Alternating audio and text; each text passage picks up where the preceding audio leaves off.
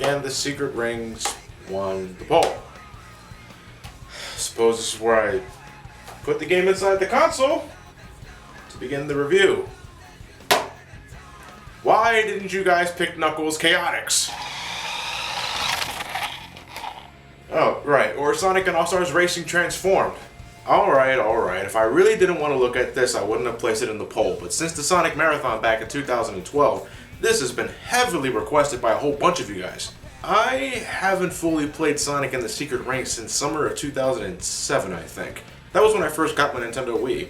I don't remember much of my initial feelings, but as this is the first time in 7 years I placed a game inside the system, anxiety quickly shrouded my arms as I began to replay Sonic's first adventure on the Wii. But I'm probably overly paranoid. I recall a similar time gap back when I reviewed Sonic Heroes in 2012, and after revisiting it, I didn't think the game was terrible.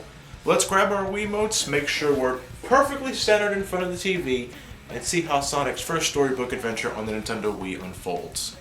The Nintendo Wii and motion controls were the talk of the town in 2007, with Microsoft later following with the Kinect, and Sony following suit with the PlayStation Move. Sonic and the Secret Rings began life as a port of Sonic 2006, but due to strict development time and the new Wii having that fancy new motion controller to flail around, the guys at Sega wanted to create a game that took advantage of the controller, i.e. tilt Sonic left and right when he traveled down a railroaded adventure. Its name during development was Sonic Wildfire and at one point Hypersonic. Yeah, but it was later changed when it was decided that Secret Rings would fit better around the basis of the story, the Arabian Nights. Okay, I know I'm very late for asking this, but what was with the sudden fascination of putting Sonic in mythological worlds? Like, what was the origin of the conception of the storybook series? Was Sonic Team getting bored? Did the rushed development of Sonic 06 wipe them out? Let's open this storybook and see the tale of Sonic and these so-called Secret Rings. Look at this, we actually got Sonic crashing in someone's house taking a snooze. You know, I love the franchise as much as the other guy, but I always thought Sonic was the world's fastest hobo. I'm gonna assume this is Tails' joint. In the wee hours of the morning, Sonic is suddenly woken up by a mystical being known as Shara, genie of this ring that I suppose was just lying on the coffee table. The feeble genie warns Sonic that an evil presence known as Eraser Jin is currently destroying the world of Arabian Nights, a story that Sonic just so happened to be reading at the time of this plot, and begs the blue hedgehog to help her stop Eraser from wiping out the entire book and escaping into this reality. I'd like to mention that it's heavily implied that Shara's magical powers are on a far lower level than Eraser's, but she has no problem escaping the book to bring Sonic along for the adventure, while Eraser needs to wipe out the story first before doing so. So Sonic makes a pact with Shara, giving him this fancy ring that would no doubt enrage any pink hedgehog in the vicinity, and the blue blur enters the world of Arabian Nights, where he's immediately greeted by Majin Buu, but I just reviewed Budokai 2 and 3. Nah, this is Eraser Jin himself. He's essentially the genie from the story of Aladdin who amassed a supreme hatred for humans and wants to conquer the world of the story because of it. What an asshole! Eraser wastes no time to tell Sonic that he's currently searching for the 7 world rings, artifacts that when used create a link between the world of Arabian Nights and the real world. Shara claims that they don't exist, but Eraser ain't having any of that shit and fires a curse at Sonic, a flame on his chest that'll kill the hedgehog when it eventually runs out. The burly genie offers Sonic a chance to live by collecting the 7 world rings for him, and then he just sort of leaves to do genie things.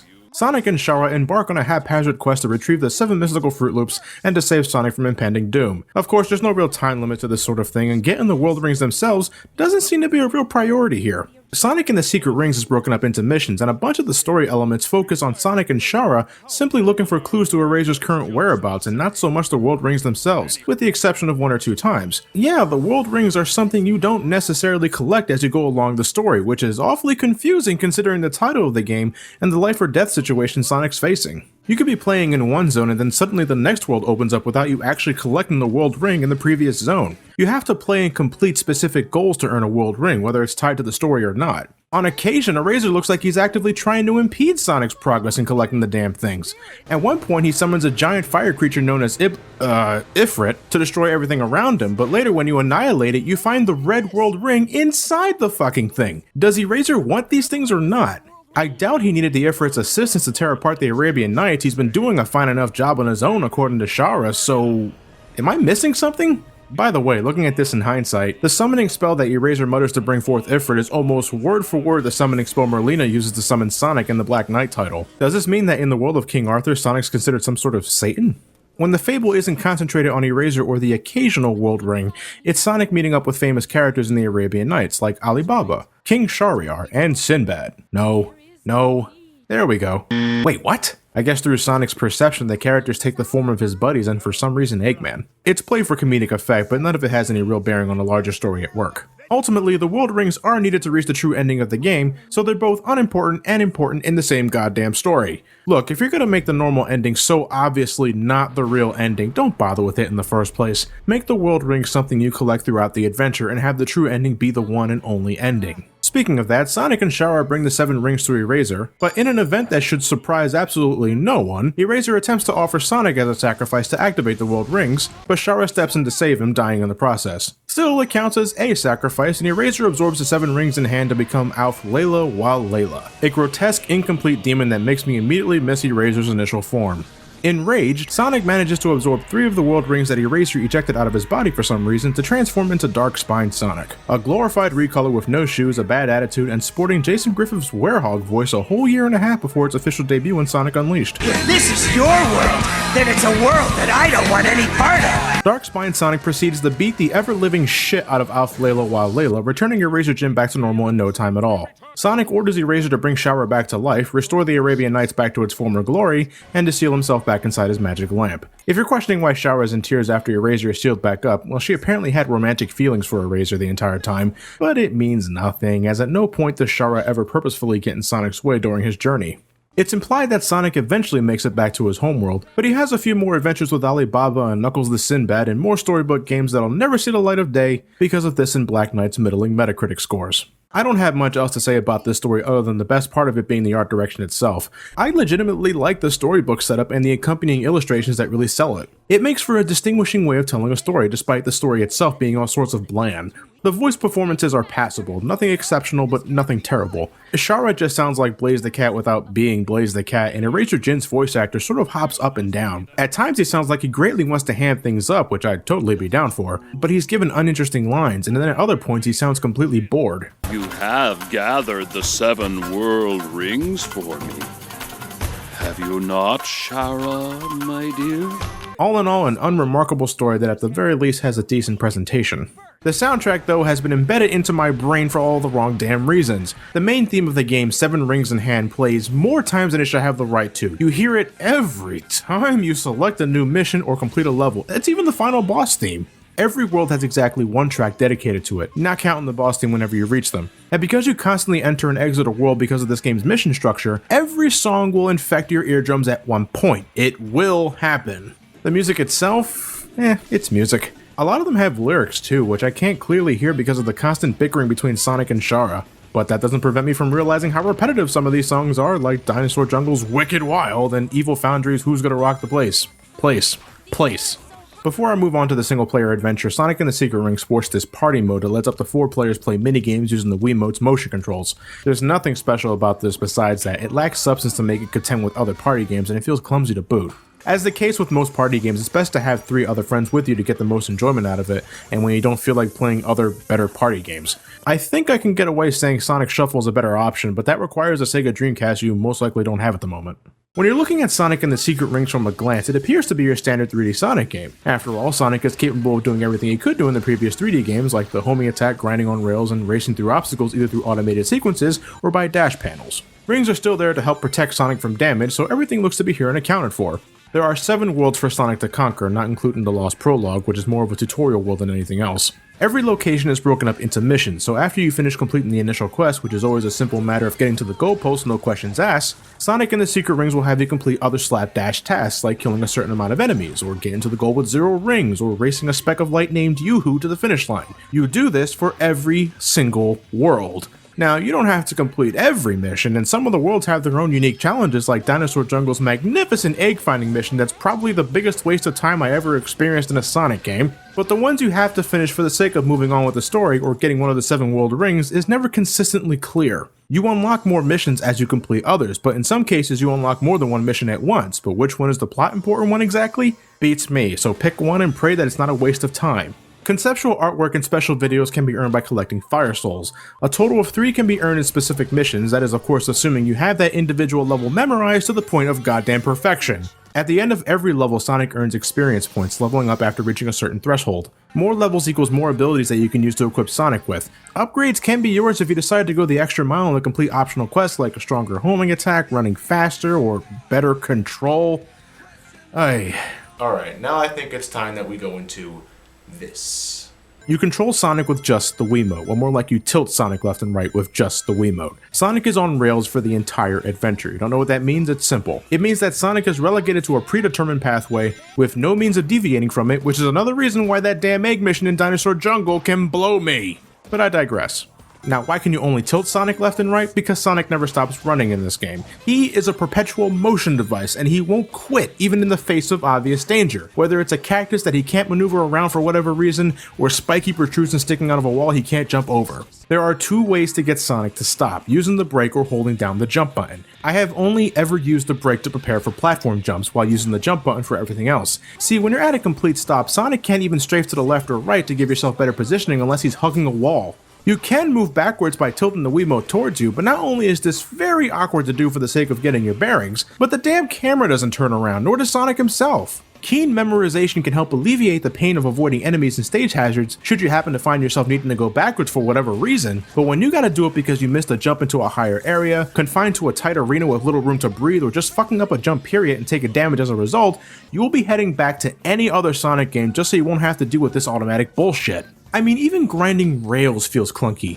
Switching between rails requires flinging the remote in the corresponding direction, a method so unreliable that I do what I can to avoid rails whenever possible.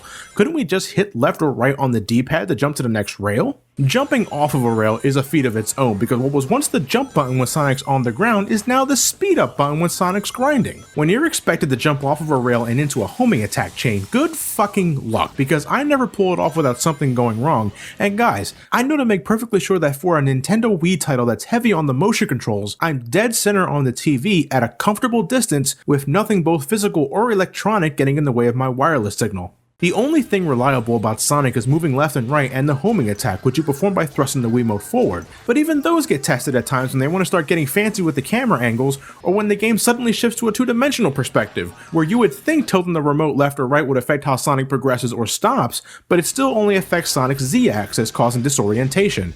Everything else regarding movement is needlessly uncooperative or delayed, even something as simple as Sonic's jump. In every other game I can think of, Sonic takes off the moment you press the button, but here there's a bit of wind-up before he jumps. And when you're continuously moving forward because of how this game works, the most elementary of platforming can either be obnoxiously clunky or a frustrating game of stop and go with zero sense of fluidity. When you start the third world of the game, Sonic gains the power to use Speed Break and Time Break, the former allowing Sonic to boost his way through enemies while the latter slows down time exponentially so you can slip past speedy hazards. Using these requires the Soul Gauge, something you fill up by collecting these glowing pearls lined up all over the place in every stage. Despite the abundance of Soul Pearls, I barely use these two skills. Well, I use Speed Break more often than Time Break, but only when I'm sure I can get away with it without consequence. Speed Break kills enemies, but it doesn't make Sonic invincible, so you still have to make sure Sonic doesn't go headfirst into a stage hazard, which is not very easy to do when your vision is suddenly blurred and filled with red streaks. Time Break I see almost no point for, because when I'm trying to bypass a tricky obstacle, I'm stopping dead in my tracks anyway. It's a little more helpful for some boss fights, specifically the last two bosses, but that's still only 2 out of probably 5 times total. I don't understand why I have to keep playing and completing objectives to unlock something like better control. Odds are, if I don't like how Sonic handles when he starts off, I'm not going to enjoy how he handles even after improving his initial speed or acrobatics. If you're going to make Sonic slow and sluggish just to make sure players can ease into the mechanics of the game, then I'm sorry. I don't think that's good design for a Sonic game. You either make Sonic fast from the start and compensate with proficient design that's built around his abilities, or find a better way to make me buy why I should be comfortable with a constantly moving Sonic with herky-jerk motion controls that get better by putting more time into it. Sonic and the Secret Rings gimmick and foundation also make a large number of levels feel very similar to one another. Aesthetically, yes, they're all different, and frankly the game's graphics are the best thing about this game to me. But what does that matter when you see Sonic automatically run through all of these repeated obstacles and quirks in almost the exact same fashion? I think not being in complete control and being unable to explore these areas only cement these thoughts in.